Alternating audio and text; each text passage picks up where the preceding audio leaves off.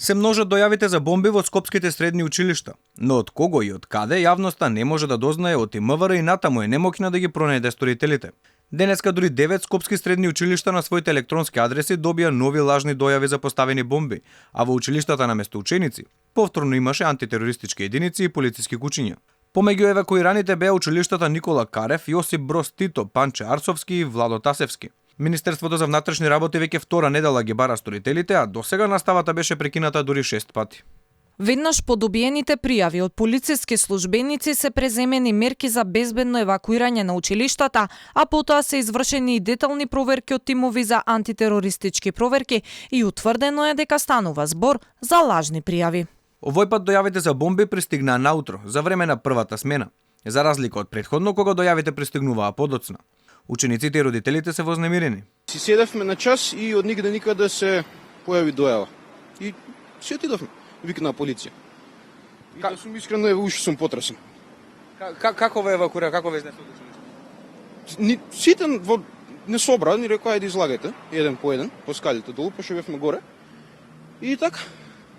Да се плашите ли да одите на училиште? Дали Па ги рачунам ко лажни дека се, па не би рекол дека се плашам многу. Ова е, како да кажам, голем проблем за родителите и за децата. Невиден стрес и мора да се најде виновникот за оваа ситуација. Значи, ова не може вака до недоглед да трае. Дали сте вознемирени од лажните дојави за бомби во училиштата? Па, тоа сигурно дека не е добра работа, дека е вознемирувачка и дека треба да се направи нешто за тоа. Јас имам деца што учат во училиште. Се плашите ли редовно да ги пуштате детето во училиште? Па мислам дека се лажни, дека целта е само да сеат страф и немир меѓу луѓето. А како се сеќаат вашите деца, се плашат ли да одат на училиште? Па не се, они уште не сваќаат сериозно ситуацијата.